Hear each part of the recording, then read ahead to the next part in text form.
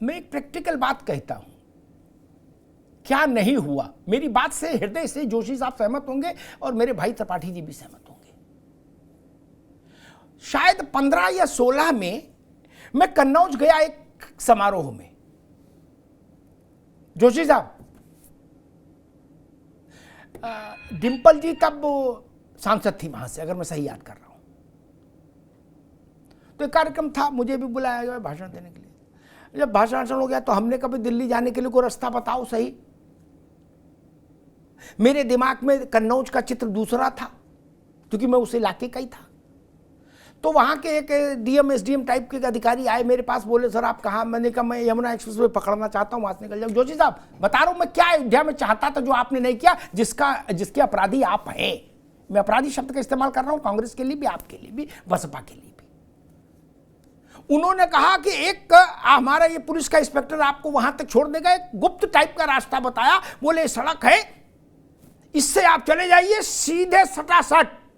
और बोले भाई साहब का इस सड़क की विशेषता यह है कि आप एक ग्लास वो उस पर रख लीजिएगा डैशबोर्ड पर, पानी नहीं छलकेगा, ये एक्सप्रेसवे तक निकल आएगी। मैंने कहा कन्नौज में? बोले यस, मैं इसी से जाएंगे। मैंने अपने ड्राइवर से कहा चल भैया आगे आगे दरोगा जी जीप लेके आओ हमको वहां तक।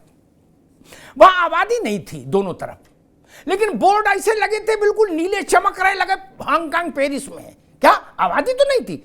उन्होंने कहा रिस्क, मैंने रिस्क, मुझे भगवान, मैं तो भगवान का बंदा हूं, मुझे काय की रिस्क, मुझे चोर चक्के किसी डरने लगता भैया। क्या? तो बोले फिर आप चले जाओ, जब आप आत्मघात मतलब बलिदानी है तो। मैंने मेरा लूटेगा भी क्या जब मेरे पास कुछ है ही नहीं। जोशी जी वो रास्ता सीधे निकला। मैंने एक जगह रुका, थोड़ा वो आबादी का इलाका टच किया, तो मैंने रोको चाय तो पी ले। तो मैंने लोगों से पूछा कि ये गुप्त रास्ता क्यों बना? बोले इसलिए बना, ये कन्नौज और सैफई को सीधा जोड़ता है। क्या? इसमें ट्रैफिक का झंझट नहीं होता है, कभी आने जाने का मन हो तो फिर ट्रैफिक में जाएंगे क्या, इसलिए एक रास्ता ही नया बनवा दिया। क्या जोशी जी? सियावर रामचंद्र की जय। मैं तो देख के आया, मैं किताब की बातें नहीं कहता। ऐसा अयोध्या में नहीं बनवाया आप लोग, हमको बस इस बात की नाराजगी है। हम लोग धक्के खाते थे अयोध्या में, है रिक्शे से जाए तो रिक्शा पलट जाए तो हाथ पैर टूट जाए, ऐसे ऐसे ऐसे गड्ढे। क्या अधूल इतनी जिसका कोई लेना देना नहीं। जो त्रिपाठी जी आपसे भी यही नाराजगी है। बहन जी वाले हैं नहीं, उनसे भी वही नाराजगी मेरी। मैं कहां कह रहा पेरिस बना देते, मैं तो कह रहा जैसी सैफई बनाई, सत्यनारायण कथा में आता है ना कि जैसे भगवान ने इनकी सुनी वैसी सबकी सुने, मैं वैसे ही कह रहा हूं, वैसे ही बना देते अयोध्या। क्या? मैं समाजवादी पार्टी के समर्थक हो जाता, कांग्रेस बना देती, कांग्रेस के समर्थक हो जाता। मंदिर छोड़ो, वो तो कोर्ट का विषय है। नहीं बना, आपका भाव नहीं था, आपके प्राथमिकता में अयोध्या नहीं थी। और जो बात अभी ओपी सिंह कह रहे थे, इस पर किसी दिन बहस करूंगा। बड़े धार्मिक स्थानों का अर्थशास्त्र, इस पर एक दिन अलग बहस करूंगा। तब वो सारे दिमाग के जाले साफ करूंगा जो लोग ये दुष्प्रचार फैलाते हैं ना, कम समझदार लोग, कम पढ़े, मतलब अनपढ़ तो नहीं कहूंगा, कम विवेकवान लोग जो ये सब फैलाते हैं कि मंदिर बनने से रोजगार मिल जाएगा। वो सोचते हैं कि वो बहुत गंभीर बात कह रहे हैं। नहीं, वो नासमझ है, उनको पता नहीं, उनकी बुद्धि का विकास नहीं हुआ अभी। कुछ उनको औषधियां चाहिए बुद्धि के विकास के लिए। क्या? ब्राह्मी वगैरह लेनी होगी गर्म पानी के साथ रात में सोते समय, तो फिर अश्वगंधा वगैरह, तब कहीं जाके कुछ होगा। हम बताएंगे कि हाँ कैसे विकास होगा जी, अर्थशास्त्र समझाएंगे। अयोध्या का, काशी का, मथुरा का, महाकाल का, केदारनाथ का, बद्रीनाथ का। उत्तराखंड से बद्रीनाथ और केदारनाथ हटा दीजिए और आप कैंची धाम भी, नीप करोड़ी बाबा का। जोशी जी उत्तराखंड अपने पांव पर चल नहीं पाएगा। त्रिपाठी जी लिख लीजिए बात। क्या? उत्तराखंड अपने पांव पर नहीं चल पाएगा। जम्मू से माता वैष्णो देवी का धाम हटा दीजिए, उसकी अर्थव्यवस्था, जम्मू अपने दैनिक खर्चे नहीं निकाल सकता। वो मूर्ख हैं जो ऐसा दुष्प्रचार फैलाते हैं कि मंदिर बनने से क्या होगा, फिर ऐसे मुस्कुराएंगे कि जैसे तुरुप का पत्ता ले आए हूं। आप ना समझिए, आपको पता ही नहीं, एबीसीडी नहीं पता अर्थशास्त्र की, आपको कुछ नहीं समझ भाई।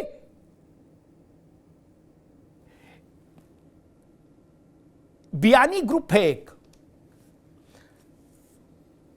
रिटेल में बड़ा काम है उनका। उन लोगों ने एक स्टडी करवाई, वो भी सिंधु परिषद के नहीं है क्या, और स्वयंसेवक भी नहीं है, वो तो कारोबारी लोग। त्रिपाठी जी आपके काम आएगा। उस स्टडी का मतलब वो जानना चाह रहे थे कि हिंदू टेम्पल्स ने प्रत्यक्ष रोजगार कितना क्रिएट किया। जोशी जी क्या, जो लोग मुस्कुरा के ऐसे सवाल पूछते हुए सोते अब मैंने सबको फंसा दिया, उन सबके चक्षु खोलने के लिए ये एक उदाहरण दिए दे रहा हूं कि तो आया कि 50 बड़े हिंदू मंदिरों ने, सिर्फ बड़े की बात करो, बड़े हिंदू मंदिर जितने देश भर में हैं उनके कारण 5 करोड़ लोगों को सीधा डायरेक्ट एम्प्लॉयमेंट मिला हुआ है। क्या प्रकारांतर से तो छोड़ दीजिए, फिर तो बहुत लंबी चेन है क्या। और ये तब था जब अयोध्या उसमें शामिल नहीं हुआ था, और मथुरा अभी होना बाकी है।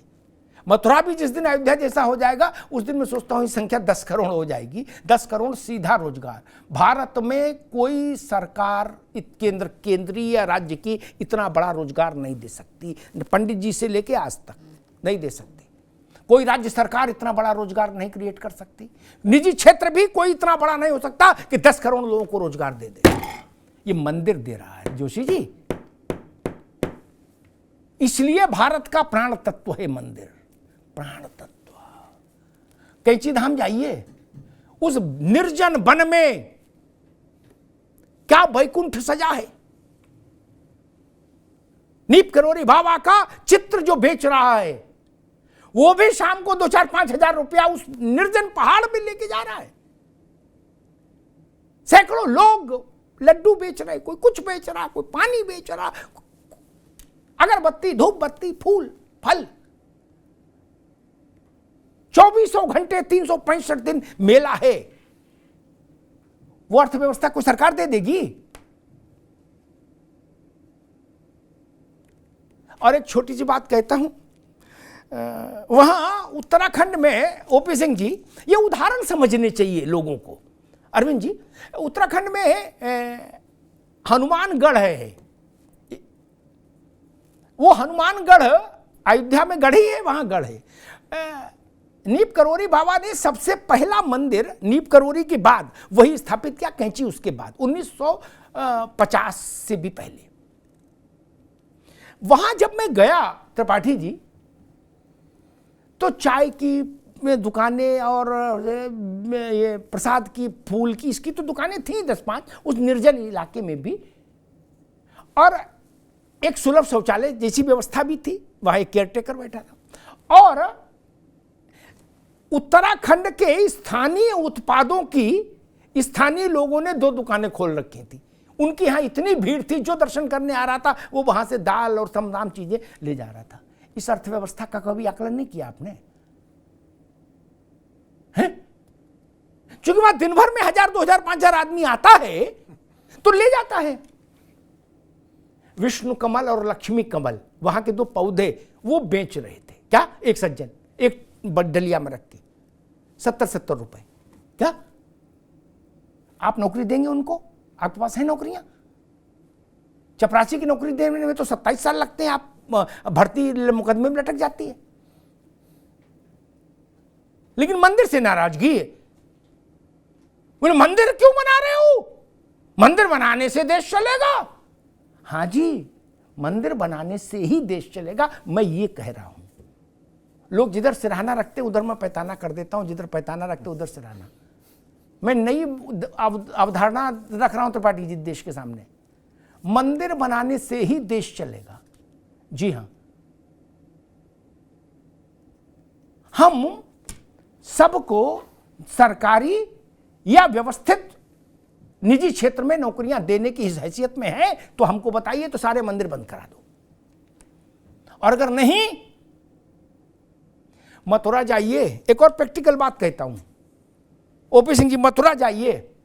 द्वारिकाधीश को जब आप जाएंगे रिक्शे से या पैदल, तो तो दोनों तरफ दुकानें मिलेंगी ठाकुर जी की, लड्डू गोपाल की पोशाकों की, मुकुट की, माला की, क्या सैकड़ों की तादाद में दुकानें, चूंकि लंबा रास्ता है। वो सब बनाते हैं वहां के मुसलमान, और वो एक अच्छा खासा व्यवसाय है, व्यवस्थित व्यवसाय। उससे जो 10, 15, 20 हजार लोग लगे हैं बनाने से लेके बेचने तक की प्रक्रिया में, 50,000 लोग, क्या उनको कोई सरकार, कोई पार्टी नौकरी दे सकती है तत्काल? बंद करा दें, बोल बंद कर दो द्वारकाधीश का मंदिर, चलो आप दे सकते नौकरी? बोलिए हाँ। नहीं दे पाएंगे भाई साहब। आप 10 लोगों की भर्ती निकालते हो, उसमें तो 10 झंझट पैदा कर देते हो, कहीं पर्चा आउट, कहीं मुकदमा, कहीं दिस, कहीं दैट। इसलिए मैं कहता हूं भारत के लिए मानकर चलिए, भारत के मन के लिए भी राम जरूरी है, भारत के भोजन के लिए भी राम जरूरी है, भारत के भजन के लिए भी राम जरूरी है। राम केवल भजन का ही विषय नहीं है, वो भोजन का भी जतन है, भोजन का भी जतन है। शिरडी में चले जाइए, तिरुपति में चले जाइए, जो सैकड़ों धार्मिक प्रकल्प चल रहे हैं, सरकार चला सकती है, सरकार के पास पैसा है। मनरेगा वालों को तो पेमेंट नहीं हो पा रहा। ऐसी अद्भुत अद्भुत engineering college, medical college, Arvind ji बिल्कुल आप कर सकते हैं। अगर नहीं कर सकते तो अपनी क्षमता पहचानिए और मानकर चलिए कि भारत के लिए राम, कृष्ण, ये सब जो है ना, ये भारत के आत्म तत्व है, भारत का स्व है। हर देश का एक आत्म तत्व होता है मित्र, उसको हमारे नकारने से या आपके नकारने से नहीं चलेगा, या तेज प्रताप के कुछ कह देने से नहीं चलेगा। राम है भारत का आत्म तत्व, ये अनादिकाल से चला आ रहा है और अनादिकाल तक चलता रहेगा। धन्यवाद।